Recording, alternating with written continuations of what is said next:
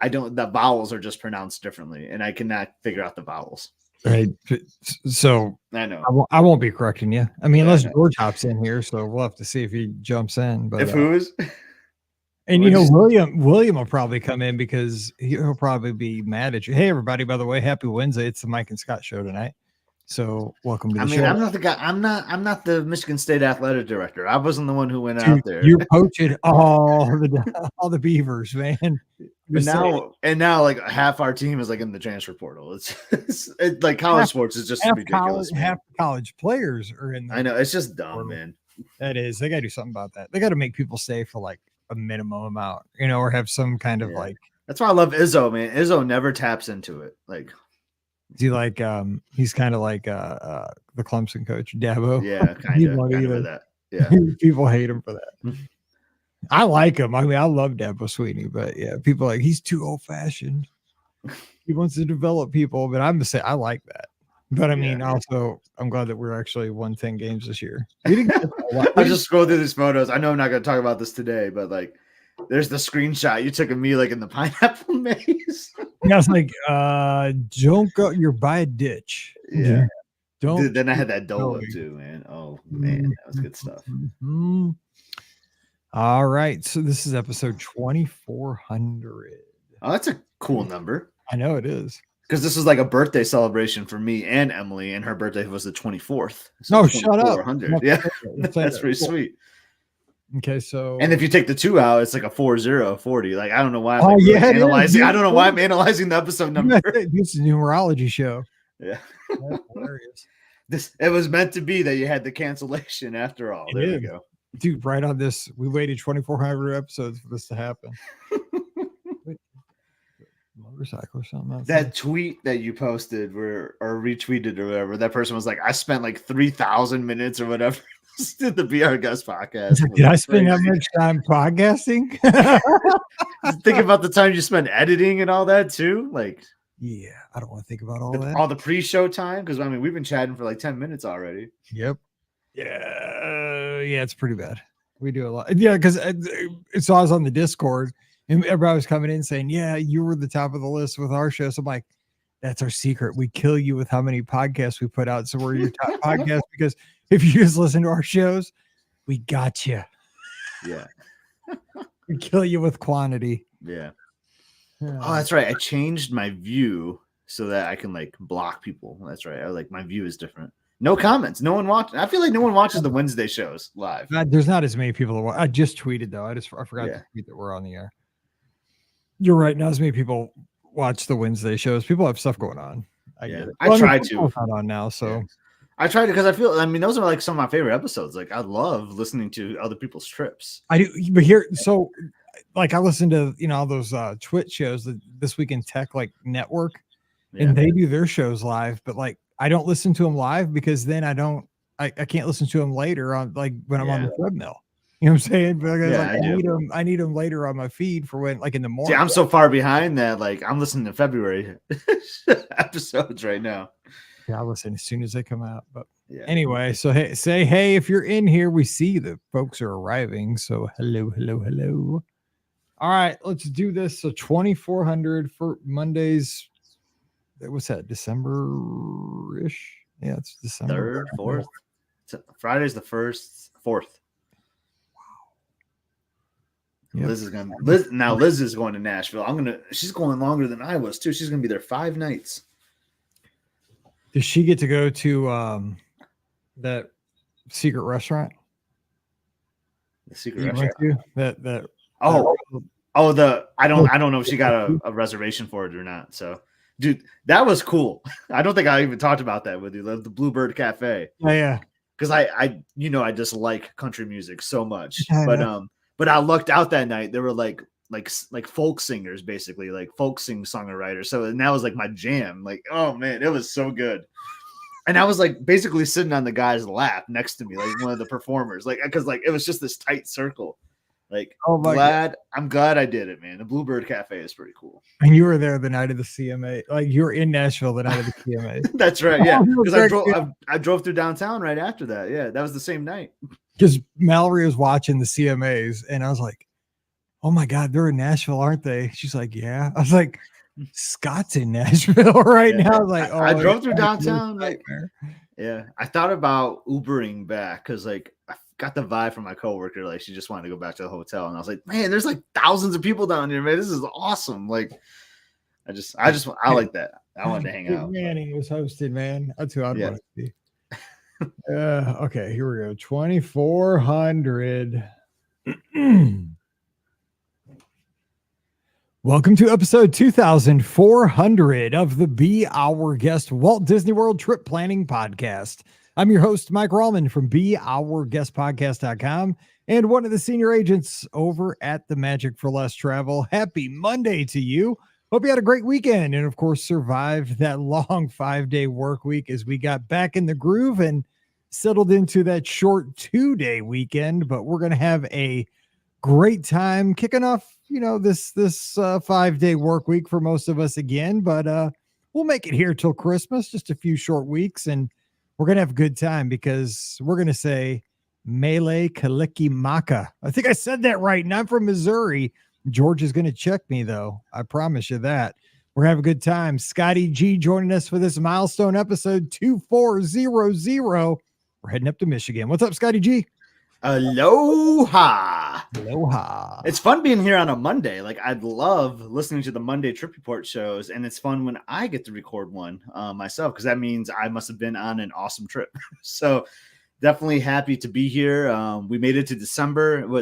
It's that crazy time, right? You were just talking about this week, Mike. We just had like a long weekend, and now this week is just dragging, it seems like. Man. But before we get too far into it, I know it's been a week, but I just want to say happy belated birthday to you. I know I texted you that day, sent you a birthday card, but yes, happy birthday. Congratulations on a first 50 years, and now just rock out for the next 50. We appreciate that. And we're going to be talking about a big celebration for yourself. I celebrated this time. I'm keeping a decade ahead of you. I'm just keeping you a decade arm's length. You're mentoring me, Mike, is what that is. What we're trying to do. Wade and I are trying to just give you the path of, to let you know what's the do's and the don'ts. Yeah. So I'm a lot learning. of don'ts. It's a lot of pain. It's a lot of pain and a lot of aches, but I'll just tell you that. So we talked a little numerology. It's pretty cool that we're here on episode 2,400, which actually we've put out about 2,500 episodes, to be honest, because we used to not count the live shows, but we can celebrate 2,400 today. And with the numerology, you were talking that this is kind of cool because you were celebrating, like I said, some milestones on this trip. And this is going to be a 2-part show. We're only going to do one of the parts today, and we're going to spread it out, do the other part, month or two. But tell us the significance of 2,400, which we planned this when we started the show. It was unbelievable when you said episode 2,400, because there were 2 milestone birthdays. So I will talk about Emily's milestone birthday. She turned 16, like the day we came back home. So this is like a big trip for her, right? Sweet 16, big thing, right? You got that coming here really soon, sooner than you think. And then her birthday was on the 24th. So when you said 2,400, I was like, oh, 24, that was Emily's, like, her birthday. And then I was like, well, wait a second. If you take the 2 off there, it starts with a 40, and that was my birthday. So it was unbelievable how it timed out. Like, just to go back a little bit, 2020, you've heard this story 100,000 times, I feel like, on the Be Our Guest podcast. I got to hit the button because it's a tradition that every Monday show for the last 3 years starts off with, well, when did this trip kind of come together is always my question. Like, how did we start planning this? And it always starts off with, well, this was going to be a COVID trip and it was the redo. So you got to, it's isn't that unbelievable? Like, still like 3 years later, we're hearing that, right? Oh, exactly. Yeah. But yeah, this is gonna be a big trip in 2020 with the Forresters, our friends the Martins, the George. I mean, we had like 4 or 5 different families all planned. We were going to go to the Walt Disney World, like the Walt Disney Museum in San Francisco, as like a layover, then go to Aulani, then come back, and we would be at Disneyland on their anniversary, because their anniversary is like July 17th, somewhere in there. I think the timing was going to be we're going to be there for Disneyland's celebration too. And I don't need to repeat myself. We just talked about what happened. And now here we are 3 years later. And it worked out pretty good because, I have a junior in high school, and it's hard to pull them out of school these days. It's not like how it was when they were 5 or 6, right, Mike? Well, I mean, you were a teacher, so it's probably hard for you to get out of that too. Right. But it was much easier then to pull them out for like an October trip. But the way the school schedule worked, they had like a half day on Thursday, a full day on Friday. It was like going to be like the shortest week that they had for a while outside of like a winter break or something. So like, man, she'll only miss 3.5 days. She's turning 16. I'm turning 40. I mean, just everything like seemed to be aligning just right. And we're like, let's just do it. Let's rebook the trip. Hopefully like nothing bad happens. Hopefully it's not a curse. Like we're not the reason like COVID happened, right? Because we booked a Hawaii trip, right? So we booked it, and we booked it in March. And you know this about me, Mike. I don't book trips like that far in advance normally. You know, sometimes I'm like a day before kind of guy. So the anticipation of this trip, man, was like all year. Basically, I mean, we're talking a half a year. I was just thinking about this trip, and there's so many great things we're going to do. We're going to go to DC. We're going to go on the Be Our Guest podcast cruise. But in the back of my mind, I kept thinking like, oh man, like later this year, we're going to be going aloha in Hawaii. So that's kind of like why we chose this time frame. It was mid-October, October 14th through the 22nd was the trip dates, and it was perfect. It was a great time of year for us to go visit. Okay, kind of to set the scene here. Today, what we're going to focus on is the logistics of planning, getting there, and we're going to focus on the Aulani Resort proper for the most part, like the hotel, the resort rooms, the amenities of the resort, the recreation, the dining on site, and the stuff right there at Aulani. And then we're going to come back and do a second show, like I said, in a month or two, and we're going to talk about all the other cool stuff Scott did while he was at Aulani, because you'll see, and we kind of talked about this on one of the live call-in shows right after we got back, that they kind of did like an A-B type pattern. They do a day, stay at Aulani. The next day they go out and explore, do some really cool stuff. So if you're thinking about going to Aulani, you can, get some really good information here on what it's like for the resort experience, and then ideas for things you might want to, go to the Dole Plantation, because Scott and his family did that. Then I get to watch him on Find My Friends all over the maze. It was wild. I was like, watch a ditch. You're close to a ditch. Well, it was a good time. But today we're going to focus on the Aulani Resort, which I think is kind of where we should start. But let's start with getting there, because you're in Michigan in the Eastern time zone. And we've kind of talked about this a little bit on one of the Sunday night shows, but logistically, how hard is it to get over to Hawaii? And is it super expensive? And just give people some ideas as far as the travel. Yeah, so it was pricey. I will say I'm a Delta homer. Like I love Delta Airlines. We have a great huge hub in Detroit, so you can basically go anywhere from there. Kind of like with you with Southwest, you got a huge hub there in St. Louis. So we lean towards Delta a lot. So we figured there was going to be a layover. Like it's a long ways to go. Yeah, it's a little bit of a hike, to get to Hawaii. And amazingly enough, we found a direct flight every single day. Mike, there's a direct flight from Detroit to Honolulu, which just seemed unbelievable to me. So we talked about it like, well, man, that's a really long flight. Our longest flight we ever gone to is, to San Diego or like, somewhere in Southern California, which is like 5 hours. Right. Like, and then we still have an ocean to go over after that. Right. Yeah. It's like, that's halfway or so. Yeah. Yeah, basically. So we talked about it and we're like, you know what? Let's not worry about changing planes, cause like, that's just it takes more time into your vacation, even though this is going to be a nice long trip. So we decided let's just go direct, and it was a good flight time. I normally fly like super early, like first flight of the day or the last flight of the day, because for PTO purposes, sometimes I want to work a full day of work and then fly later that night. This was weird. It was a Saturday at noon. Definitely not our normal flight time, but it was good. I mean, I will say about the flight, like the girls got upgraded to first class, which was good for them. So they left me. and I was like, I kind of gave them that guilt trip. Like, it's my 40th birthday and you guys are gonna let me sit with strangers. But you know me, I'm chatty. I'll talk to anyone if I read their body language that they want to chat. Like, so I felt kind of sorry for someone that was going to sit next to me for 9 hours. I see that movie Airplane from like 1980 just happening over and over again. Yeah. So they board first, So I board in. I'm looking at a photo of it right now. I'm walking up and I see them getting settled in their seat, and they have like actual like Bose headphones like over the ear. They got these like nice headphones that they get. They have like footrest for their feet so they can like lean back a little bit. Like they're just kind of rubbing it in as I walk by, like, which that's fair, right? So I've only flown Southwest, so I know nothing of what you speak. Yeah. it was nuts. This is a flight that had like the Delta One. I don't know if you know what that is. It was like had like the lay flat seats. So that's what Ian's asking in the live yeah. chat. Does it have the reclining sleeping seat? So this one did. My girls weren't in that. That was another upgrade level. Okay. Yeah. So they weren't that baller. But get this, Mike. Get this. I don't know if I've ever told you this. So like, the plane was set up where it was like a two seats on like both windows, and then there was like 4 seats in the middle. So a big wide plane. It's a huge plane. So I'm in the middle on like an aisle, and there's another girl on the other aisle, and the 2 seats in the middle were like Liz's and Emily's. They got upgraded. So I'm just waiting for someone to show up. They got upgraded to Comfort Plus. Never happened. So I feel like I lucked out even better because I had a whole nother, like I could lift the armrest divider. I used the tray table for that other seat. Like me and the girl next to me, we had the best seats in the house, I feel like, because we had all this space and it was perfect.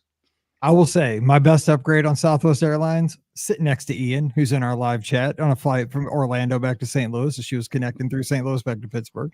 Great conversation there on the way home. I'm just saying that the flights are always full. I never get an empty seat. So I know that sounds awesome. So and then we had a meal service, right? Because it's a long flight. So the only time we ever gotten a meal is like first class, like on a trip to Orlando or whatever. You get a little something.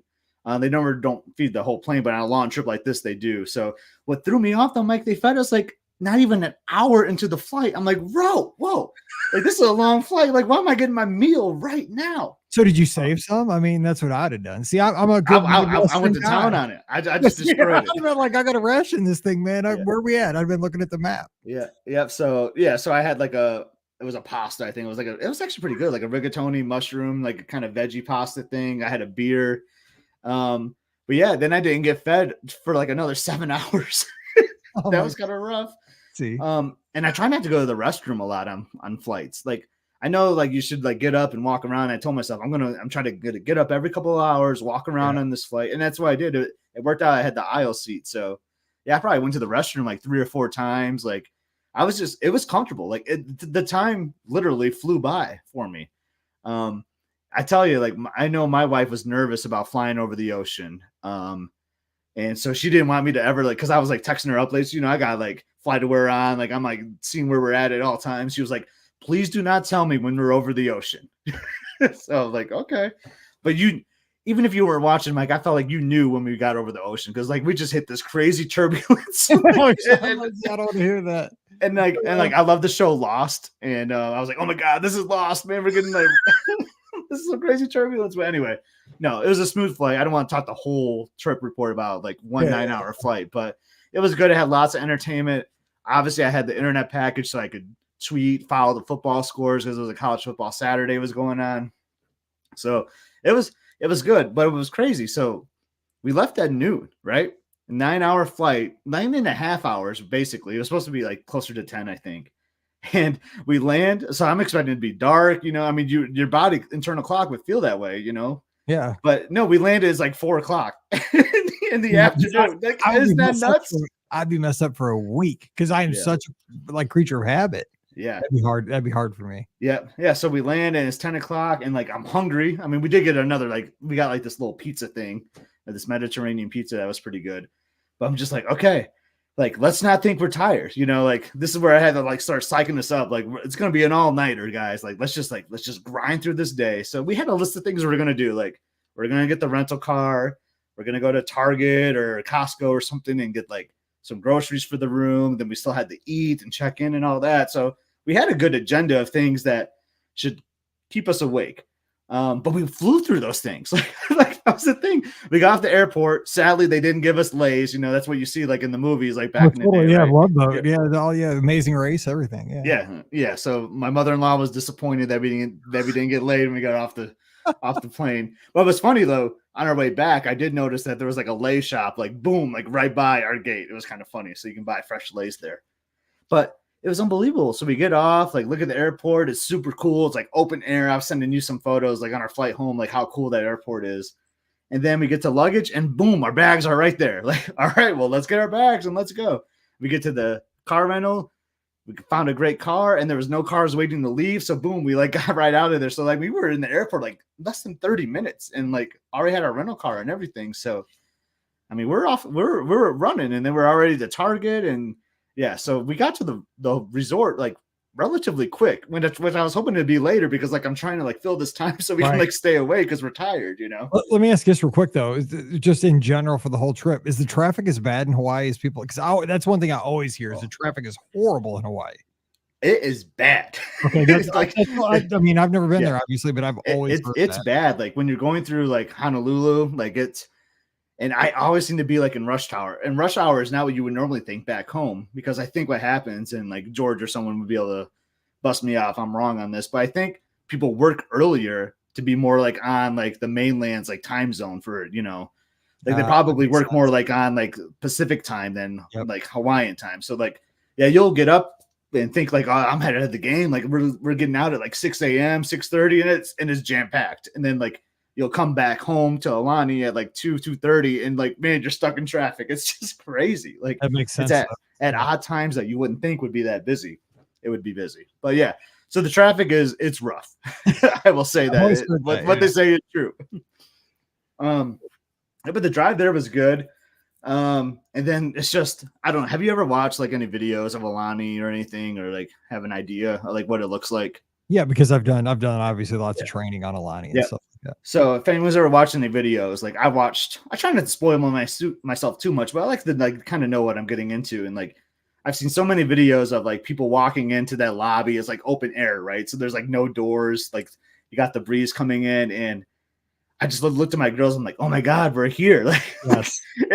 What an amazing journey. Like it was supposed to happen in 2020. We've been on a plane for 10 hours, you know, like I don't know what time it is, but I don't know what day it is. Yeah, exactly. I know, with my family, we've seen this like shot so many times, like the magic shot, I would call it. And then there we were like right there in the lobby with the open air, like being greeted by cast members. It was like the coolest moment. Like, oh my gosh, we are here. And I think too, as Disney fans, you only get that every once in a while, especially hardcore Disney fans, right? Because that was my moment at Disneyland a couple of Julys ago, right? Because I've been to Walt Disney World so many times, and you just don't get that when you go back subsequent times. But I remember standing there looking at the train station, like I've seen this my whole life, but I've never seen it with my own eyes. And like, you know, I didn't have a ticket that first day, so I stood at the gates, and I was just like, tomorrow I get to go under that train station. That's one of my favorite photos of you. I love that photo. Like, I went in today, but I know tomorrow I get to go here, and I'm actually standing here at Disneyland. It was, you know, it's just one of those things. Like I've seen this picture a million times, but I've never been here. Same for you. Like, you know, that's cool that we get to have these times. It was so cool. It was a very cool moment. And then the check-in was how any other check-in, you know, like went to the front desk. They gave me some birthday celebration buttons. So that was kind of fun. Like something you'd see at Walt Disney World and Disneyland, but except it was for Aulani. So very cool. So we had to talk about our room. So we did book on DVC with our points. Now you can book like regular stays at these resorts too. And sometimes they're discounted too. Like I think when we were there was even like a 25% discount on a room. So something to look out for. Reach out to your favorite travel agent, right? And if you want to book those trips.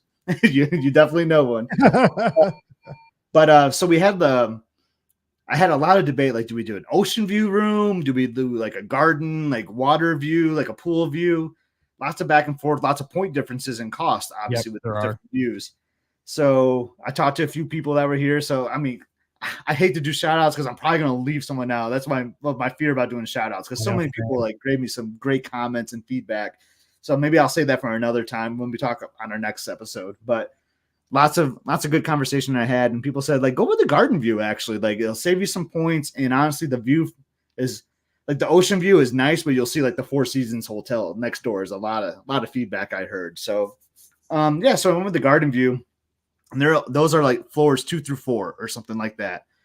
And everyone told me, if you can get floor 4, like get that one. Like the higher up, the better. Like you're gonna have great views of like the grounds. Like you don't want to be on the ground floor or whatever. Or maybe it was like floors 1 through 4. Either way, I did get floor 4.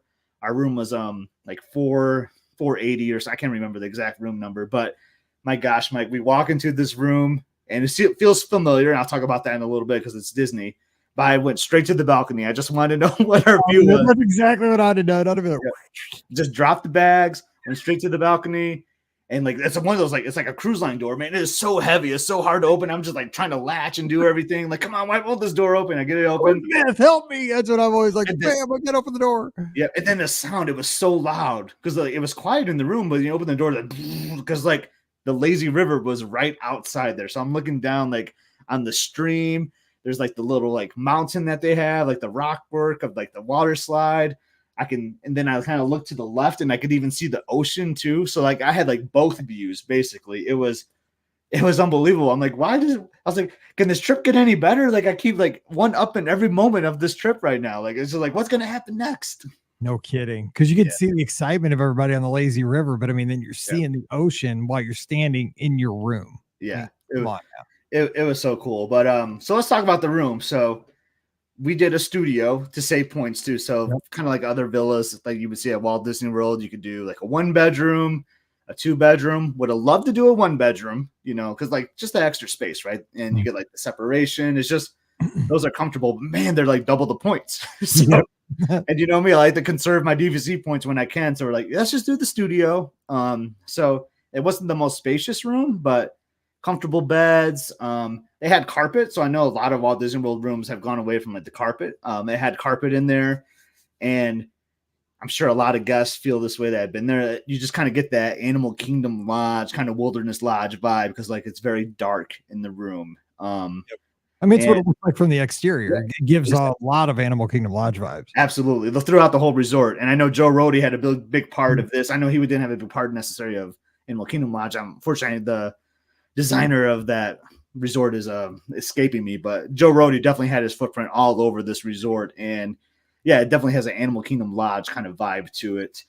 But yeah, I mean, for the room, yeah, I would just say like nothing spectacular though. I mean, it was a studio. I mean, I'm sure I would have felt different if we had a 1-bedroom with the laundry and things like that. But very cool room. One thing I wanted to point out, kind of looking at some photos, I love this lamp that they have. It's this Mickey lamp. And he's like got a surfboard behind him. It's just so cool. Like I took so many photos of this lamp, and on the last day I bought an ornament, a Christmas ornament. They have a Christmas ornament of the lamp, and it actually lights up too, like with the lampshade too. Nice. So that is sitting on the tree right now. One of my favorite souvenirs from the trip. But see, shout out to Disney for doing stuff like that because you know it seems like the Walt Disney World resorts had many touches like those kind of lamps with Mickey. Like Yacht Club and Beach Club had stuff like that a decade ago.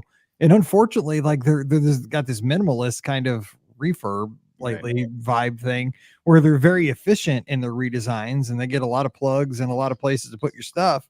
But I don't know. Like I like that aesthetic of you're at Disney. Like I like to see stuff like that, lamps with Mickey.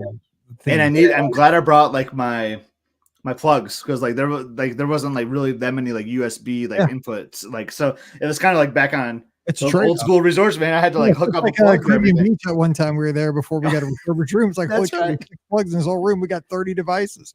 Yeah, it's so funny. But yeah, so for the room, one thing too, I want to talk about like celebrations at Aulani. So you know, at Walt Disney World, you can do a lot of like celebrations. Call ahead and be like, hey, like we're gonna have a meal at this restaurant. Can I have a cake at it? You know, so Elizabeth was trying to do that for my actual 40th birthday, which would be in a couple of days from this point. And she told me when we got there, like, Scott, like I'm really struggling to do celebrations. I've talked to like 3 or 4 different cast members, and it just doesn't seem like it's very similar to how they would do it at Walt Disney World. So I just want to kind of throw that out there. Like it was really hard to get them to acknowledge that there was a birthday of some sort. Like, I mean, like order a cake for a dinner or whatever. So we were really struggling with that. But I will say they had a birthday card waiting for me when we got in the room. So that was kind of cool. Oh, nice. So they did like must have made a note of some sort that I did have that there was a birthday. So that was kind of cool. You come in there, there's like a flower or a birthday card. I mean, it was just an awesome entrance. I know we're like so far into this report now, like I haven't even like talked about anything yet, but like this just how this trip was, man. It was just so awesome. And so yeah. So that's the room. I can't really comment on the other rooms. We did do a tour of the 3-bedroom villa, and you've done those with us before. And like, my golly, that's how you get people to sign up for DVC right there, baby. It's like, holy, yes, because when you're like, when you get it, it's like Apple calls it the reality distortion field. Like right after the keynote for Apple, everybody's like, oh God, I got to buy that new iPhone for because like you're hot off the keynote, like I gotta have it. That's what when they tour the 3-bedroom, where do I sign? Right. I know. Well, the DVC rep has like called me 4 times since then too. They know Because I mean, you have weak moments. I wasn't like a firm no, like I don't want to extend my contract. I mean, I said like this is pretty awesome. I might want to extend. That's why you're still calling you. Yeah. So highly recommend though, if you're staying there, like do the 3-bedroom. Like it's in the app, and I'll talk about that here in a second. But like you can schedule things or like look for like when certain times are, and like highly recommend that. Just hanging out at the resorts. It's gonna tease you a little bit. You're like, dang, why didn't we stay here? But man, that 3-bedroom villa is so awesome. I mean, Emily really doesn't need to go to college, Oh my God, that's what Emily said. Like Emily said, guys, don't forget I have to go to college, is what she said. Before you signed that line, she doesn't want to go beyond high school. Yeah. So before I start talking about like other things in the resort, let's kind of talk about like the resort. So there's 2 towers, and you can kind of visualize how it looks like. It's kind of like the logo on my hat right here. It's like this like little cool shape of like these 2 towers. Well, actually, I believe like it's divided into basically a standard hotel and DVC, because that's how we book it. Yeah. Yeah. So it's very cool design, kind of very symmetrical. So like you got the one tower has a name. Oh man, I should have taken better notes. I mean, I know it, but I don't have it written down. Like I can't remember what tower we were in, but then there's the other tower. And there's so much art. So I kind of want to talk about the art of the resort. Like just wherever you go there, you're going to see this beautiful thing, the beautiful pieces that are tied to Hawaiian culture. We did an art tour one night, and we didn't even get past the lobby. And we were like in there for an hour. Like that's how many like different areas of the resort you can just like focus in on the art. It was just unbelievable. They just talked about how they designed this feature and why they chose this piece of art. And then like we went to like the check-in desk, and it's very colorful. Like it starts with like reds and yellows and orange. It has like all these different colors. And we talked about all the individual pieces that were there. And like each cast member like donated a piece or something. And then they made this collage. I mean, it was just so cool throughout the whole resort, just reviewing the art. So like that's really neat. And I want to talk about the menuhini too. Like, do you know what that is? It's these. But here's the thing, real quick on that. I think it's cool that like 90% of the guests that stay at Aulani probably think, oh, that's a beautiful color scheme, and this is a pretty aesthetic. But when you dive deeper, there's a deeper meaning if you take the chance to learn more, like you did. And I think you see that at Animal Kingdom Lodge, you see that at Wilderness Lodge, you see that at a lot of properties. But I love that there's multi layers to these thematic experiences we can have. And the cast members are so passionate about it too. Like the lady we had, like, because she was born and raised on the island, and like so she knew a lot about the history and the culture of just like Hawaiian culture. So she was very passionate, saying about why this piece matters and like how it resembles this and that. Like it was just so neat. And like when you think about vacation, you're thinking about like having fun, like Hawaii, like I'm gonna go like in the ocean and swim and eat and all that. But like I'm learning about culture, like just by standing in the lobby of my hotel. Like it's just awesome. I think what that does too, it gives you a connection. When you go back to Michigan now, you forever have a connection to Hawaii. And so when something like Lanai or that fire that happened that was so tragic, about 6 months ago or so, you hear about that, you now have a connection to Hawaii. So you want to reach out and help those folks, because you've been there, you've experienced the hospitality of Hawaii, and it brings, that's what travel does in general. It just makes the world smaller. Yeah, for sure. So let's talk about the pools. No, you got to tell me about the thing you were gonna. I hope I'm saying this right. The menuhini, I think. I don't know whatever it is. There's just these mischievous characters, and they're just all over the resort. And there's this one in the lobby. Like, it like I swear it moves when you walk. Like it just like goes with you. Like you could be walking, it's constantly like locked in with you with the eye contact. When you go in either direction, it's so creepy. It's a portrait. Yeah. Okay. Well, yeah. Well, I don't even know what that guy is in that one. Like, but they're all throughout the resort, and like, there's one like in a little tiny like keyhole that you could find. There's one like in an elevator, and they're all over the grounds. You can actually like play these games and do these scavenger hunts. And actually, the lady that we did the art tour with, I'm gonna say this number wrong, but let's just say she said there was like, I don't know, like 250 of these like throughout the resort, like a just ridiculous number. And it's not even like documented like where they all are, but apparently there's like these few guys that are like, it's their mission to find all of them. So they've been, I don't know if they have a blog or a website or whatever, but they're like 25 short or something right now. But wherever you go, like within the pools, like the restaurants or whatever, they're like all over the place. So it's kind of a fun like little game as you're just walking around to try to find them. Like it's a fun little scavenger hunt. But that's a cool thing throughout the whole resort that I think is very neat. Cool. I'm all over that. Yeah. But the pools, I want to talk about the pools. So I talked about already, like our view, we had the stream, aka the lazy river, basically. And that thing was awesome. So I'm a big lazy river guy. Like, I don't know. Do you like a good lazy river? You like a good lazy river. That's why I like Typhoon Lagoon. They have the best. Yeah. But this one's probably 100 times better than Typhoon Lagoon. I mean, so for my birthday, Elizabeth got me a GoPro because I've always kind of wanted a GoPro for like when we go swimming. I wanted one of those forever too. That's a great gift. But see, the thing is, like, I'm too practical. Like, I want a GoPro, but I'm not going to be like, I'm not get putting on the bat suit and jumping off a cliff. You know, my life with a GoPro is so boring. What would I do? But I mean, you went to Hawaii, so you have So it was awesome. So one day I filmed the whole lazy river. And Mike, I think it was like 16 minutes long, the video.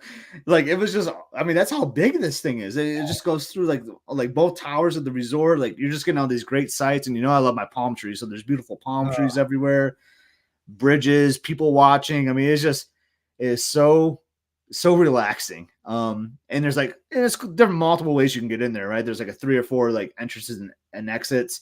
You can also slide into it, which I think is really cool. You can like go up to the slide, you do this fun little thing, and then boom, you're right into the stream, and then you just go along your way. It's so cool. So you don't have to tube. You can just kind of freestyle it. Yeah. So Elizabeth did that a lot. So for the slide, I think you needed the tube. Okay. I will say there is a tube issue there because I will say this resort is very crowded. It was very crowded when I was there. I assume it's probably like that a lot. People want to get to Aulani, right? In Hawaii. So we did discover there was a tube issue, man. Sometimes if you really wanted one, you'd be waiting in a long line by like an entrance or an exit, just waiting for someone to leave. And the problem is people don't want to leave because it's awesome, right? Like I don't want to leave. Oh, because you're there, like know, we were saying. Yeah. So sometimes we would just like kind of float and swim in there, which was totally fine. A lot of people were doing it. I mean, it wasn't like a requirement that you had to have a tube. Yeah. So Elizabeth did that. Elizabeth doesn't like the tube, so she actually just volunteered to do that. And then me and Emily would just kind of either grab a double or 2 singles. That's very cool. And then you got like the main pool next to that is just like, I would just say it's kind of like your typical Disney pool, like a huge pool, like no entry depth. Like you just like walk right in there. It has like a cool little waterfall, some good rock work off to the side.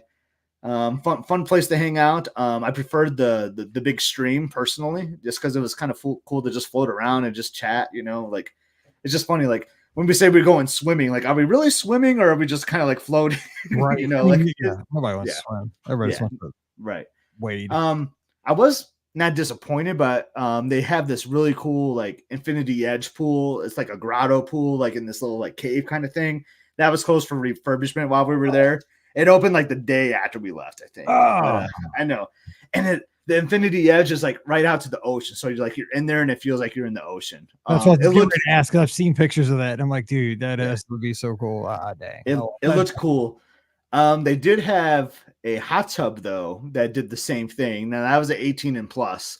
So I will say one night Emily went in there. I mean, she's 16. I mean, she behaves better than some. So I won't say like acts 32. I won't say do that, but it was 32. She acts older than me most of the time. Walt Disney World. So we wanted her to see that, so we went in there like quick 2 minutes with her one time. But that was like my favorite spot though, like in the whole resort, I think, because it was like a double tub. it was like layered too. So there was like a lower level and like an upper level, and you're just on the edge and you're just looking into the ocean. I mean, we did it at sunset like 3 times, and you're just sitting there just watching the sunset.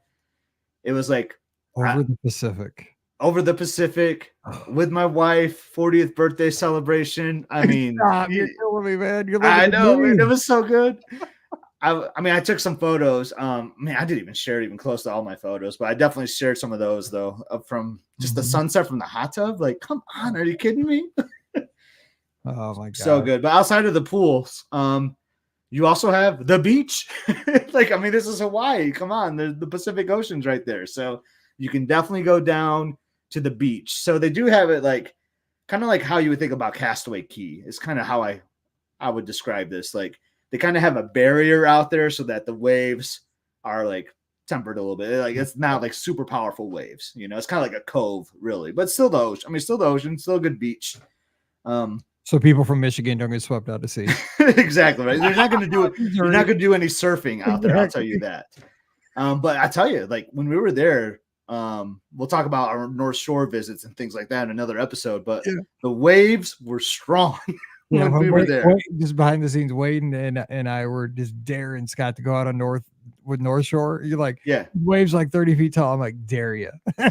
He's like, I will die. I'm like, dare you? We want a picture. Yeah, I'm like, I'm not going out there. but I may have. We'll leave that for another episode. Yeah, I like it. A little teaser there. But still the wave, even with that barrier, like you would get some good waves coming in there too. So that was really nice and peaceful. So we spent a lot of time in the ocean there, and they got all the chairs out there too. I'll tell you, speaking of chairs, so pool chairs and seats are really hard to come by at Aulani. I mean, Mike, the pool's open at I think 8. People are out there at 6:30 claiming their spots, and they have a rule. And they have rules at Aulani. So before 8 o'clock, you have to be at that chair. Like that. That's just a rule. You can't like put a towel on or anything and just leave. They will move. They will move it. They will move it if it's before 8 o'clock. Now, once 8 o'clock comes, you can leave your towel there, but you can't leave it unattended for an hour. If it's unattended for an hour, they're going to move it. That's a good rule. Good for Disney. That's good. Yeah, I love that rule. And they have like QR codes all over the place explaining that throughout the resort about the chair policy. I'll be honest, we never even got a chair at the pool because they were so full. Like we could have if we wanted to like start the day right away there, but we didn't because we get breakfast and things like that. But at the beach, always got a chair. Like it feels like it was pretty easy to get a chair at the beach. But most of the time, though, we were just in we would hang out, obviously sit out. And like I had a Dole Whip one day because there was like a Dole Whip stand like right by the beach, which is so awesome. Oh, man. So the beach was awesome. I'll tell you one thing, too. They have like accessories, too. So one day we paddleboarded. That's hard, isn't it? Yeah. Dude, oh, my God. It's so hard. Dude, it's so hard. I did that on Castaway Cay when I went down to that media cruise right after COVID. Oh, yeah. Dude, I was because Paige did it like nobody's business, right? That's Emily. Yeah. The workers looked at me like, because first of all, like I fell off and hit my head really hard on the board, like right off the bat. And they because there was nobody on that cruise, like nobody was paddleboarding. So I got out there thinking I could do all this, on the stuff, dude. That is because it's a core workout like times 100. Oh, it is such a core workout. God, I was so sore that night that if there's any kind of wind, it's so hard. So Elizabeth and Emily have done it in Lake Michigan several times. So this is the first time doing it in the ocean, but remember this is kind of like not crazy waves, but it was still a little choppy. It makes it choppy hard. Yeah. So Emily like just jumps right on that board. She's standing up. Like I got the GoPro out there getting fun videos and things like that. That was cool. I mean, a GoPro, Mike, you got to get one, man. They're kind of fun. I know, but man, I don't do you think it's exciting? Yeah. Well, Disney trips are exciting. Yeah, mine are kind of boring, but I'm going to bring it for we'll take some video when we travel here soon in January. Bring it in January because you got yours. Yeah, we'll just use yours. Yeah. But so I get on. I'm like, you know what? I'm going to get on this thing, man. This is like the day before I turn 40. Like I turn 40 tomorrow. I'm getting on this dang paddleboard. So I'm getting ready, and I'm like, I like freak out, man. I'm like, there's no way I can stand on this thing. It looks so easy, and it's crowded. There's a lot of people, like I don't want to make an embarrassment of myself. So I ended up going on my knees, and that was still hard. That was still kind of hard. So, but like I was trying to figure out how to like steer that thing too. Like it took me a minute. So I don't know if I had a big wave behind me or what, but like I was flying out there and like I'm coming right at these kids and I'm like, hello, like, look out, I can't steer. I'm gonna be in Japan in 2 hours. Yeah, exactly. So I was worried for other guests when I was on that paddleboard because I was about to smoke them, man. I was just wheels still on because you're on your knees and you're heading toward Japan at 90 miles an hour. Oh man, that's funny. So paddleboarding was cool. They had like bodyboard things too so that you could rent. So the paddleboard you did have to pay. I think it was like $35 for an hour or something. Like all three of us got on and we used it for the whole hour. I say that was like well worth it. Like we had a lot of fun just messing around with it. They also have like this boat that goes out that has like it looks like a canoe of some sort. I don't know if that's right or not, but like it has like a motor in it. And it's funny, like when it like comes in and comes out, like there's a guy like playing like blowing into a conch, it's like woo, and then like the Aulani sail like comes up, like it is so cool. It's a sailboat, that's what it is, a sailboat, but with like a motor. That is pricey. Like we wanted to do that because it'll slowly go out from like where the restricted beach area is. Like a booze cruise. This is not a booze cruise. It only holds like 6 people or something. Like it's very small. I think it was like $150 a person or something crazy like that. Oh. We ended up not doing it. But we loved watching other people do it. Exactly. Just talked about that looks cool. Yeah. So that's kind of like the pools. I mean, you could just spend so much time at the pools. One thing I'll talk about like with those chairs too, like it is kind of frustrating, right? If you're getting down to the pool, you just want to put your towels and your day bag somewhere and like there's nowhere to put it. They have these great cubbies throughout the whole pool area. That's awesome. Like if I just want to hop into the lazy river or whatever, I'll just throw my Crocs in there, my water shoes or whatever, and my towels, and boom, I just jump in. And then it's there when I get back. Like they're all over the resort. All the resorts should do that. All of them. Yeah. No, I thought it was huge. Because I mean, yeah, I like sitting at the pool chairs, right? And just like relaxing, having a cocktail or whatever, talking or whatever. But a lot of times you're just in the pool, right? So you really don't need the chair. You just need somewhere to put your stuff. Mm-hmm. So, because I remember when we were at the Disneyland Hotel a couple summers ago, you were just talking about that. We had days like that, remember? Where we couldn't find a chair anywhere. Yeah, they were hard to come and by. We could just put our towels and shoes like just on the ground. Yeah, we just sit them where we could because we were just like, man, we just want to get in the pool. Yeah, so I would love for all Disney resorts that where they know they have a very crowded pool, just get those cubbies. Like it is a game changer. Cruise Line's doing that now with like the Aqueduct and like on the Wish, they have little cubbies as you got on. Yeah. So here we are, like 40 minutes into the show, and I haven't talked about food. Oh, well, we got to do that. I mean, we got to solve this. So yeah, let's dive in. I like that. So we ate at I think every place that you can at Aulani. You were there a long time. You were there 8 days. Yeah, I didn't even say how long we were there. Yeah, we were there 8 nights. Yeah. And there's not a whole lot of options. So I'll kind of start with the counter service. It's called the Ulu Cafe. And it's a nice counter service. It's got like a good variety of things. From videos I saw in the past, they had flatbreads. They have like full-on pizzas now. It's just a straight up like 12-inch, 14-inch pizza. Like they're huge. But then they'll have like for breakfast, they'll have your bounty platter, things like that, or like burrito wraps, it's just like a good counter service. I will say though, it's always busy and they don't mobile order, Mike. Oh man, it's painful. Strike 3. No, that's bad. But so now these are all like the same fare you would get, say, at a Pop Central. There's nothing like Hawaiian to these. I mean, they're kind of are. So like, that'd be disappointing. Well, they have like a poke stand too, so you can get like poke. I think I'm pronouncing that right. And then, they had like some like macadamia nut, like pancake kind of things, or Portuguese sausage, which is like my new favorite thing. I love Portuguese sausage. You were raving about that. Dude, I did a Portuguese sausage flatbread one morning. So they do the flatbreads for breakfast. So you got your crust and you got like egg, and it was just loaded with Portuguese sausage. That was like the best breakfast ever. You're raving so about it. But see, like, when in Rome, right, I'd have to have Hawaiian food like every meal when I'm there because it's on for a week.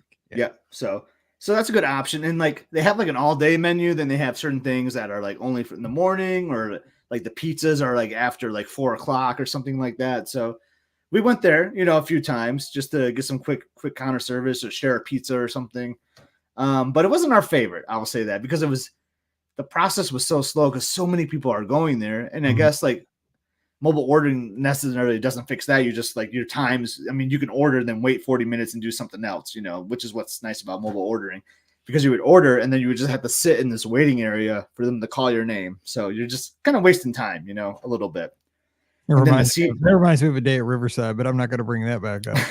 Very much like Riverside, especially the first night, because like we're hungry, right? Like it feels like 2 a.m. for us. We just want to eat something. Like, dude, just throw me a flatbread. I don't even care what kind. And I'm just sitting there waiting for this pizza for it felt like hours, and like Emily and Elizabeth are at this table and it's dark and they're like falling asleep at the table waiting for me to come with the food. Like it was rough that first day, but it's a good little spot. And they have like unfortunately, it's a freestyle machine, but they have like They have your soda machine, and like they have the refillable mugs there too, which I highly recommend. It can get a little busy there at the Ulu Cafe, but they're kind of throughout the resort. You can find one by like another pool spot. There's one by Annie's Beach House. They're kind of spread out through the resort. That's why I think it's kind of cool to have one of those, because you don't always have to go to make the same long trek. You know, you can like find shortcuts to find different options, which is good. Cool. So one of the table service restaurants is called Makahiki, and they do a character breakfast here. And this place was awesome.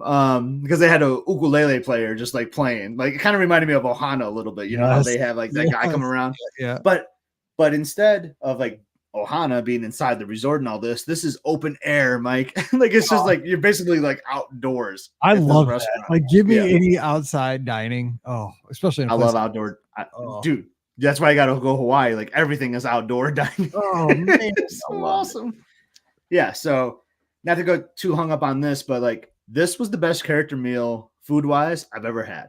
So you order off a menu. I think it's like a prefix. It's like $45 or something. And you get like this little pastry thing. You get oh my god, I'm gonna say the word wrong. I wish Wade was here. He could correct me, but it's like mala. It's the fried donut thing. I'm gonna butcher it, so I'm not even gonna attempt it right now. If you could do whatever you say for me. Malasada, I think is what it is, something like that. But they give you one of those, and that thing is incredible. It's basically just this fried donut of heaven tastiness. You gotta give you this donut. I don't care what it's called. Give me 3 with like sugar all over it. Like, oh my god, it's so good. And then they give you this parfait with like fresh pineapple. Oh, the pineapple, Mike. Dude, I'm not much I don't need characters. I just need that stuff. Like, forget the Mickey. It's nice to meet you, but bring the. I know. That's what I'm saying. And you got Mickey Mouse there, and you got Minnie and Chippendale, but you're getting all this great food. And then Emily got the most gorgeous and best tasting French toast I've ever had. And then we had like macadamia nut pancakes and this omelet, but the food quality was so good. Like, because you go to a character meal, you're kind of paying for the character experience, and like the food is good, but you're gonna get like scrambled eggs, bacon, and all that. But this was like top level like food. Like the quality was so good, and I got the Pog juice, and it is like it's not the same Pog juice you get on Disney Cruise Line and Walt Disney World. I'm telling you, man, this is like the real deal. This is like I just want to drink Pog juice all the time. No, I need the pitcher. Yeah, with my refillable mug, and I just get the Pog juice instead. Like, oh my gosh, so good. So they do the character breakfast for breakfast. For dinner, it's not characters, but we did go there for dinner as well. Same kind of deal set up, like outdoor area, right? Really, really nice feel and vibes, and they're kind of dark, kind of like Boma dark kind of feeling in there, at dinner time. But prefix, and so. For dinner here, like, because I'm in Hawaii, like I want to eat some fish, this. I feel like that's where to go. And Elizabeth ordered this awesome steak. Like, it looked so good, but I went with like the catch of the day. Like the server got me. He was like, "Oh yeah, like there's this pier over here where we catch the fish of the day. You're really gonna like this." And it was good. Like the sauce they had on it was weird. It was good, but like the fish itself was kind of funky to me. But I went with it. Again, when in Rome, I'd have done the same thing. Not my best ordering, because I was just like looking at Liz's piece of meat. I know, but that's the whole thing, dude. When your significant other orders something that's better than you just feel like I got played. Yeah, and then she just feels like she's like a baller. Like she'll just like big slow bites looking at you. Yeah, exactly. I'm like, you want to split it? How about we go halvesies? That's what I was trying to play the game. The Makahiki. If you're at Aulani, definitely highly recommend that character breakfast. Got to do that. And if you got time for dinner, definitely do dinner too. Just some other, I won't go into too details, but they have Off the Hook. Now, this place you actually can mobile order. So it's like a poolside kind of lounge, bar, restaurant thing. Kind of like your average fares, like a little more like, it's not like signature, but it's not like a counter service. It's just like a in between, like a Three Bridges kind of a thing, I would say. Okay. Kind of has Three Bridges vibes, actually. But that's a cool spot. You can mobile order there. They have breakfast and dinner and lunch. There's this Oleo room, which is right next to Makahiki. We went there for a tasting, actually. So they had a mixology, Mike, that we did. I saw you. Yeah, mixology was really cool. And they gave you food, too. I would tell you it was pricey compared to like what you would pay at Disney Cruise Line. But the quality. Yeah, because you texted me. You're like, yeah, they said there's a minimal charge for this. And then you're like, Dude, it's $75 or that's something. what the minimal charge was. It was $75. It was not minimal. Yeah. Yeah. Yeah. I thought like minimal charge to me was gonna be like $20 or something. Like $10. That's what it was 75. And you got 3 cocktails, but they gave you like a food course every time too. And dude, I'm not gonna call him bartender because if he listens to the podcast, he'll be mad at me. The mixologist was that dude. That dude was, I mean, he was a piece of work, man. Like it was art. He would just talk about the bar and all his accessories. And like if a bartender is pouring a bottle halfway like this, they're shortening you on your booze. They need to have the bottle completely upside down. Like I'm gonna help you guys. Like if you see a bartender do that, like they're definitely not a mixologist. They're just someone that's just to make some money. Like they don't care about you. Like it's just, this guy was a riot, man. He was so funny. But that was a cool room because they had a lot of Hawaiian artwork in there, and they had like all these like letters, like Scrabble letters, and like it was just, I can't explain it, but it was just a really cool room. And at night, there's a ukulele player out there too. They have a lot of live music throughout the whole resort. I love that. Night. Yeah, which I do too. Well, I had to talk about Ama Ama though. So that's the signature restaurant. So we were fortunate to get a reservation here on my actual 40th birthday. I just got to stop real quick because I know you're going to talk about this, but this was the picture for me of your entire stay. You took some amazing pictures that you shared. When I saw this one, I was like, this is why you went. Yeah, it really was why we went. So we had a 5 o'clock reservation, which is when the restaurant opens, and we got there a little early. And I just kind of told them, like, or Liz did, like, hey, it's my husband's 40th birthday. Really special night. Like if there's a table that you recommend, like we would really love to have like that table tonight. And boy, did they give us the table. Oh, man. I swear when I saw the picture, I'm like, when they built this resort, like they started with this table and then just built the whole dang hotel around this table. Like they set this table here and said, okay, now I got to build the whole dang hotel around where this table sits for sunset. Yeah. So it's set for sunset. Like it started with the shade on. So it's one of those restaurants. I mean, it's open air, but they had a shade on because it was so sunny when we first got seated. And and you see that like at Topolino's does that too. There's some other restaurants, California Girl. So they do raise the shade when like the sun really starts to set. And like I'm just looking at it and like just put the setting. 40th birthday, like getting kind of up there, you know, but life is good. And you really put in perspective how great life is and how lucky I am. I got my daughter to my left. Yes. I got my beautiful daughter to my left, my beautiful wife to my right. We're having this amazing meal on my birthday. I'm looking out the ocean. There's a guy, a ukulele player who's like down there, like waving at me. Like he's asking me if I have any requests. He's just like jamming out. And it was like the perfect sunset. Like Mike, you just couldn't make it up, man. That's when you're like this, you know, like there's a few times in life where you get the king of the world like moment. That was one of your king of the world moments, man. You were the king of the world there for that night. And I will say that's an expensive meal. We knew going into it, right? This is going to be like not quite like a Victoria and Albert's. I mean, I never been there, but like it's good, like a prefix. So it's like your California Grill. It's your big splurge. I mean, it's a huge celebration. I think it was like $125 a person. And Mike, I was like, this is the big day. Like, so I did the wine pairing too. Like I went all in on it. You signed up. You got the 3-bedroom that night over it. Right. But our server was unbelievable. She was so great.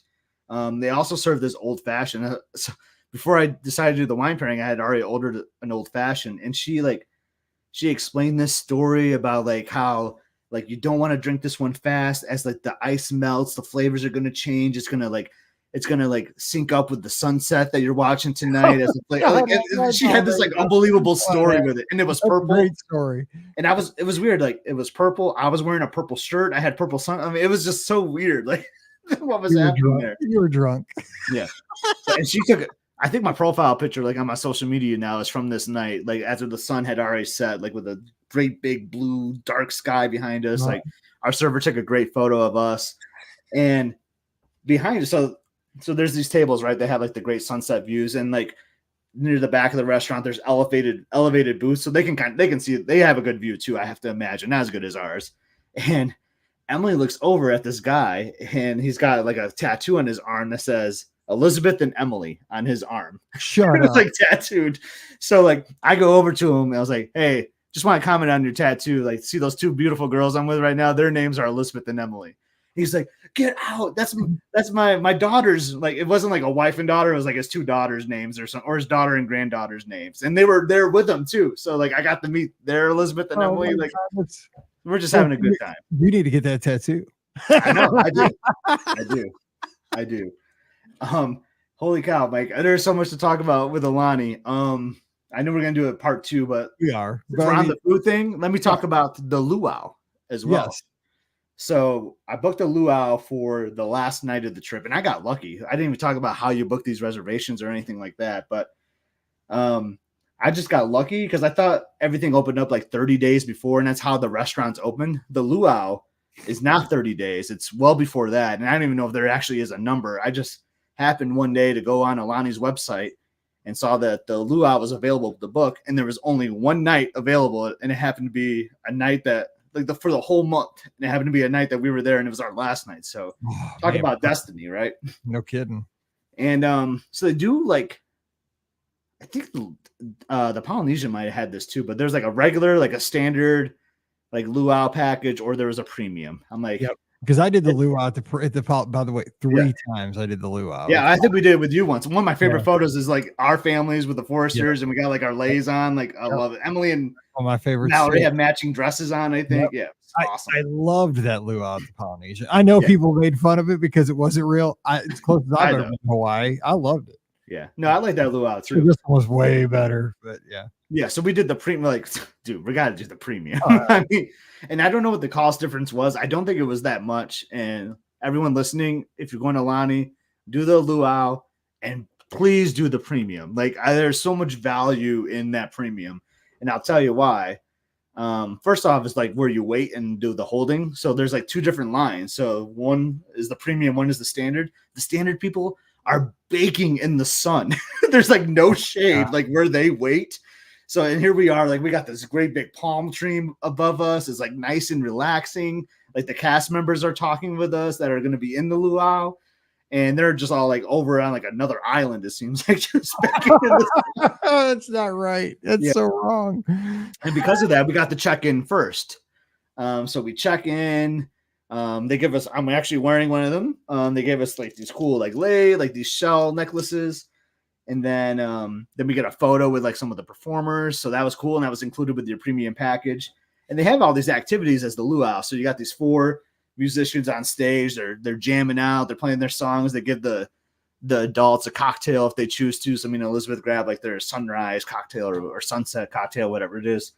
But then you can do all these things. So they have ukuleles out. So you can start playing ukuleles. And like some guy will like talk to you about it. You can make poi. I think you heard me and Wade and like George talk about poi. So got to like hammer down some poi and make that.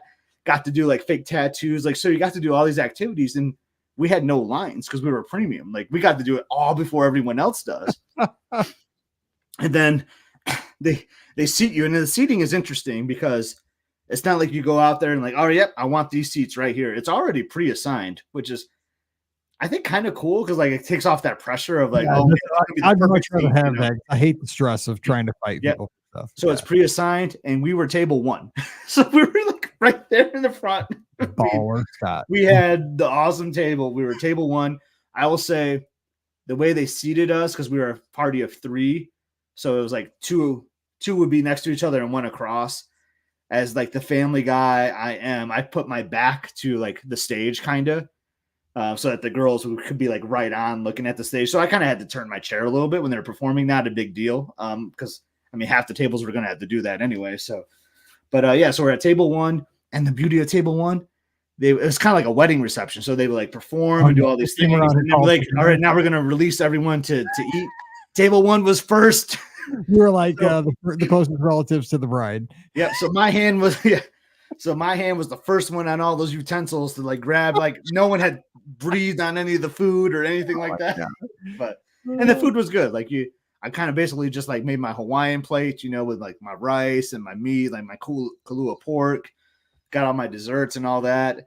Yeah, and then you just go back and eat. And I don't know if the premium got this or if everyone got it, but we had like a server, and there's alcohol was included and your drinks were included. So they would just come around and ask, like, hey, what can I get you? Because you could walk up to a bar, kind of like a wedding, or we had the server who could just go get it for us. So we just had them getting it for us while we just sat there and just watched the whole show. And it was a great traditional luau with the musicians, the songs, the story, it just had this great. Was the show like traditional Hawaiian, or was it like that kind of corny show they had at the Polynesian? Was it? So I would say it was traditional. It got corny for a second because it's Disney, and Mickey and Minnie came out, which was awesome. I think people will be upset if Mickey and Minnie didn't come out in your little line. Mickey and Minnie came out, like they started doing some luau dancing, and it was just so cool. But like definitely a cool like traditional like Hawaiian story throughout the whole meal, throughout the whole luau, and obviously it ended with the big epic fire battle. I mean, you gotta have the guy with the fire stick, right? I mean, come on. Yeah. I mean, you had like 3 or 4 of them, and like just the drumming and like the music playing, like it got intense. It was just so good. Heck yeah. And I mean, that was our last night. I mean, you want to talk about a great way to just cap off a trip. For real. So we got to do the luau, and like afterwards you could take photos with the performers and all that. But I had to tell this story because it kind of ties to the luau. So that day was Saturday, and Michigan State was playing Michigan in football. So I had like a Michigan State like straw hat on. So and let me just say, I kept saying that I applauded your commitment to the cause. Still at that point of the season, you were still rocking the Sparty stuff. I got to support my team. So over there, I got this Michigan State straw hat. We brought 3 of them, one for each of us. I was the only one. We only actually wore one hat. We just kind of like shared it between the 3 of us.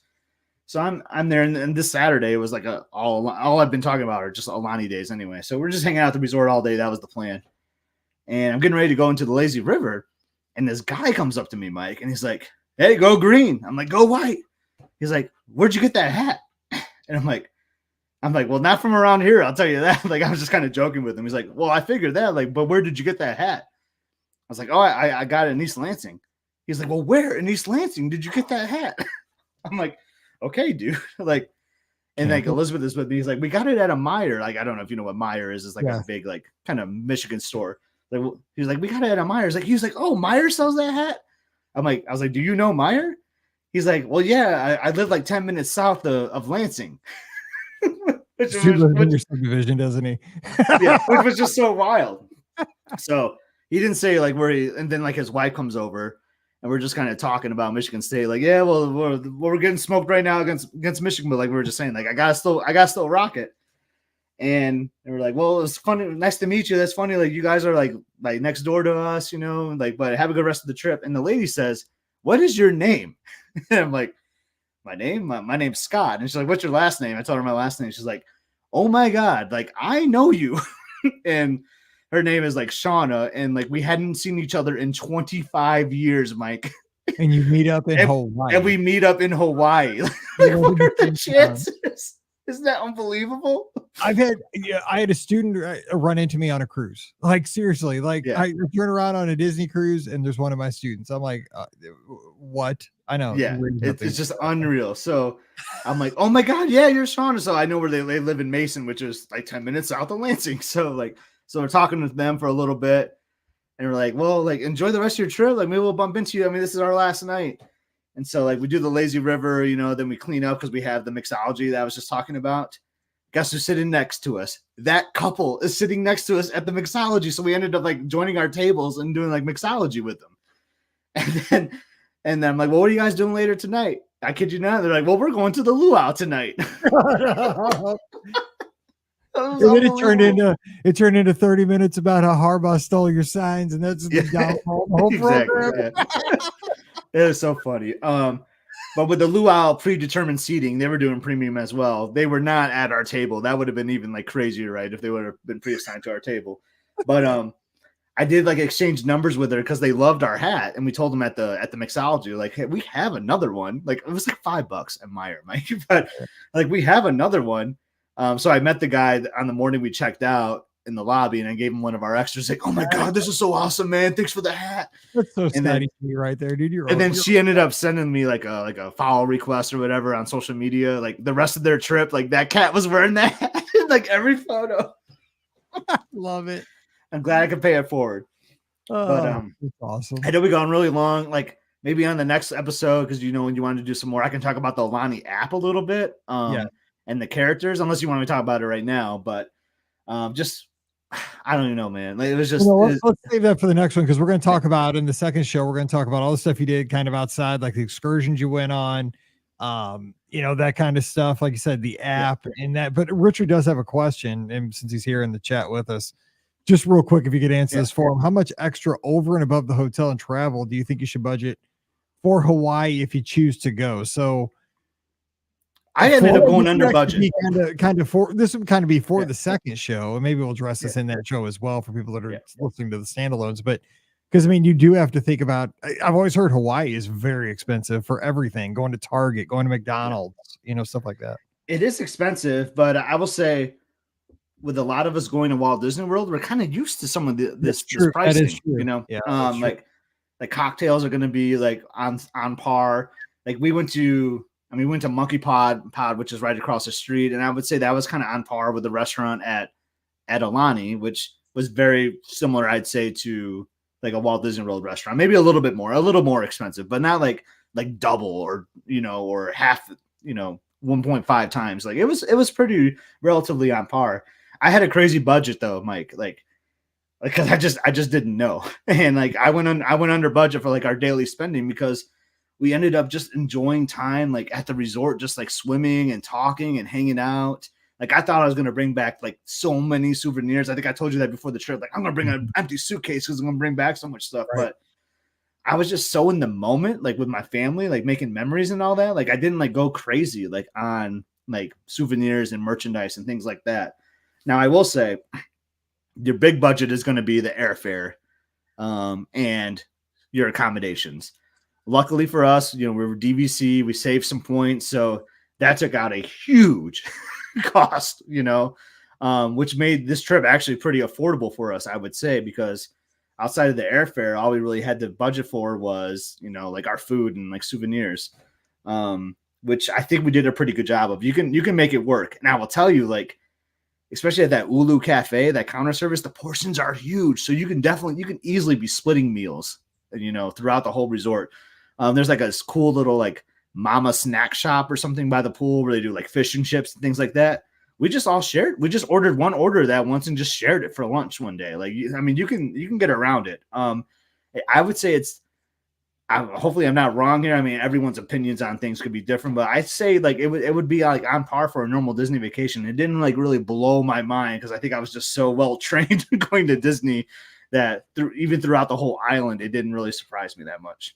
I think you said it well too, that if you're having a good time at the lazy river beach time, you've already paid for that experience at the Aulani Resort. That's why you're there. That's what you're spending time. And, you're not spending more money then. You're enjoying the amenities you've already paid for, which is a good thing. And plus, like you said, when you got there, you guys went through Costco, you went through Target. And what I would do, this is where it's different. You have a resort, but at Walt Disney World or Disneyland, you have theme parks. You're always going in and out of theme parks. You're very busy. You're constantly going. Where there, you could take back to your room some small snacks, some, Rice Krispie treats or Pop-Tarts or what have you. I mean, I know it's not super exciting, but I mean, that could supplement, snacking throughout the day, a quick breakfast. So you don't have to waste time, maybe every other day getting a breakfast down there just to, if you want to kind of keep the budget under control, that could be an option, I guess. Yeah. Yeah, for sure. Yeah. I mean, and someone else could think it's different, but like, I will say like, even if you don't have a car, to Aulani, I think a lot of people that have researched it a little bit know there's like a cool little plaza like across the street that you can walk to in like, I think like 4 minutes, like, or three to 4 minutes. It's really quick walk.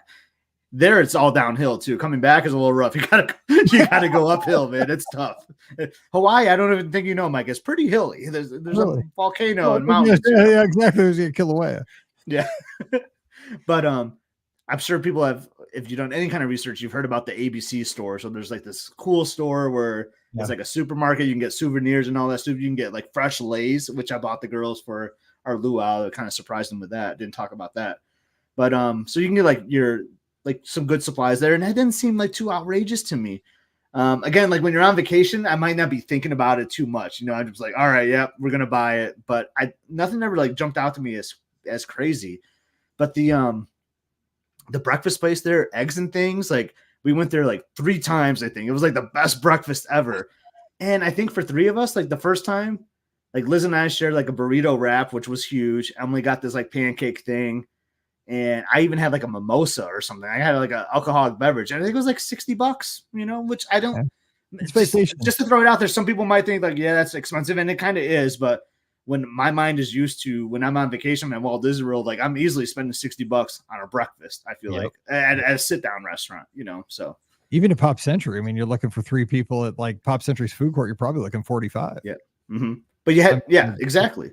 But just, you can be smart about like, yeah, like, do I really need my own breakfast wrap? Does Elizabeth need her own breakfast wrap? So we would kind of like split things, and it worked out really well for us. So smart. Well, hey, more to talk on that. Like, I didn't even talk about the shopping. I didn't talk about the app or the characters, all the activities we did, the ukulele lessons, things like that. So we can throw that in the next episode. We'll probably make this 3 shows. I mean, that's probably what we'll end up doing because, I mean, we've done 2,400 shows. Well, we don't mind doing extra shows because this is fun. This is fun. You're passionate about it. I mean, I know like when you were on this vacation, you were sharing text messages, and it was weird because of the huge time difference.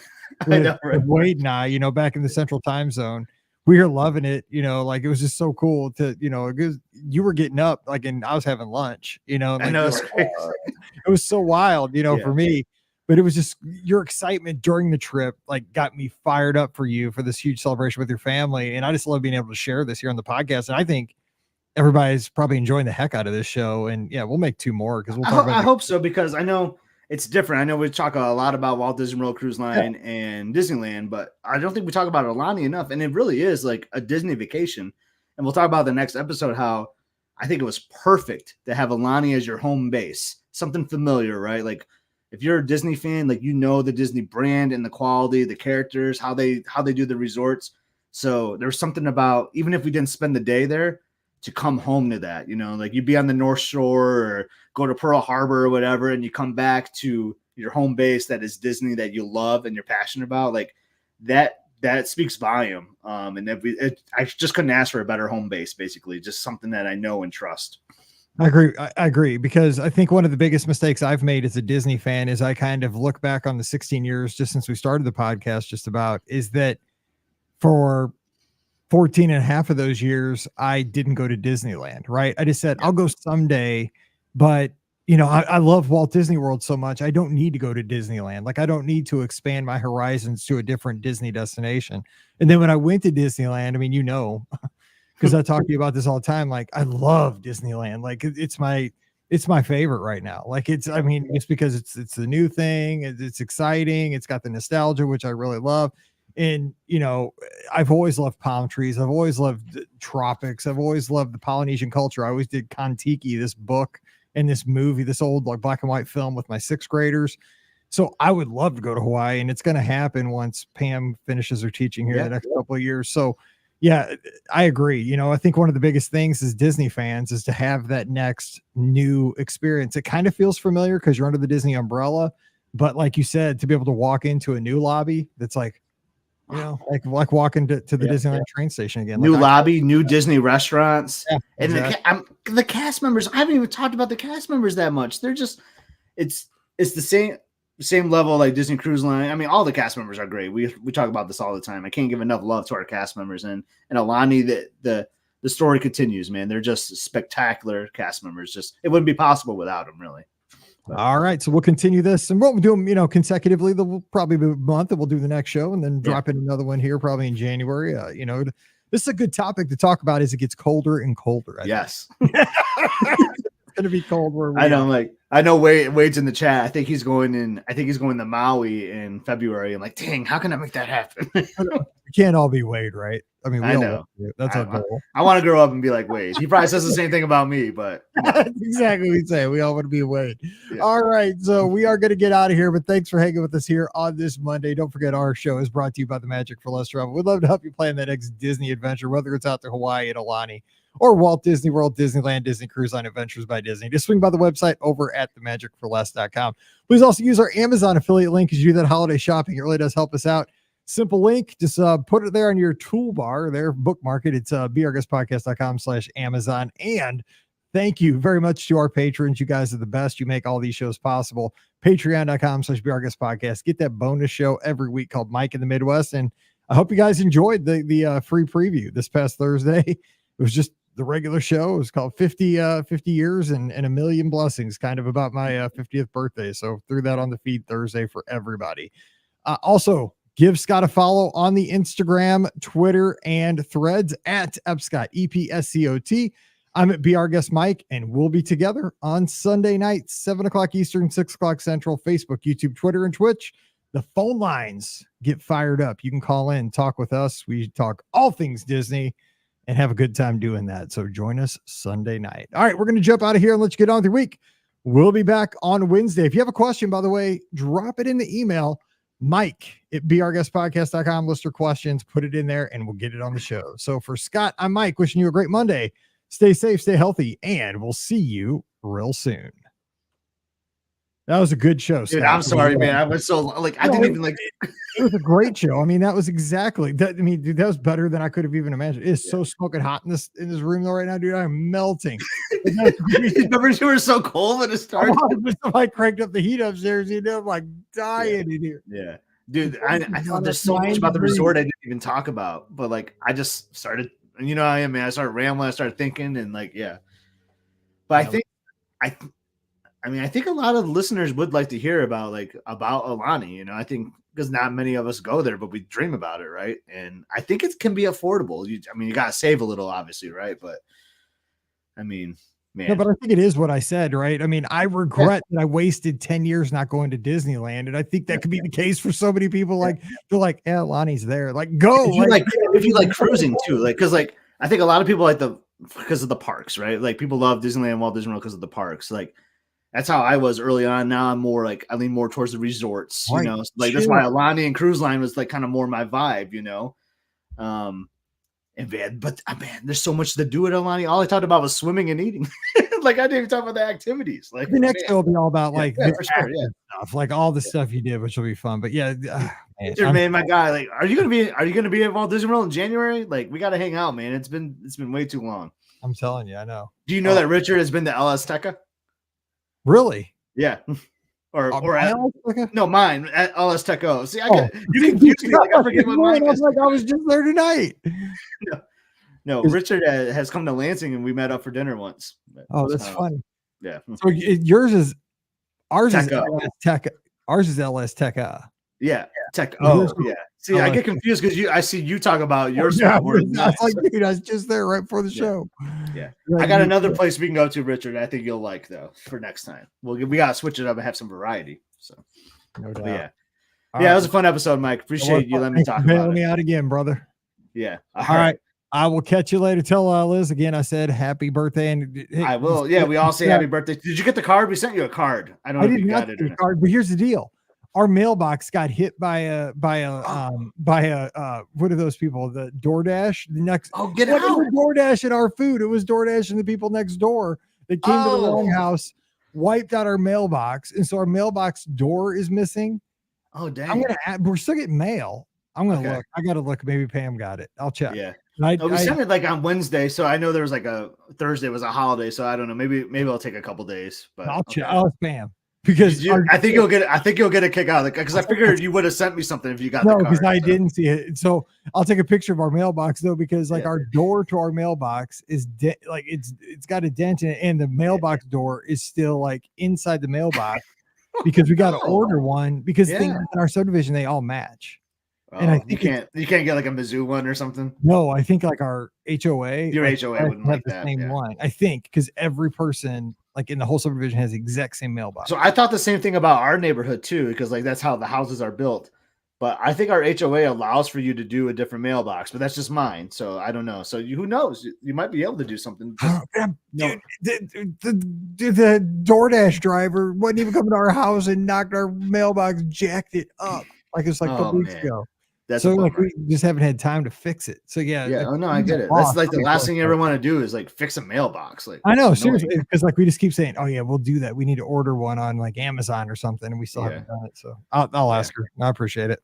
All right. Cool. Well, I will catch you Sunday or before. I'll talk to you. All right. Sounds good. See ya. Richard, Tanja, Wade, everyone. We'll see you later. Yep. See you guys. We'll all be together soon. Shoot, just like a month. Holy cow. I know, it's nuts. Oh my God. I don't want to think about it.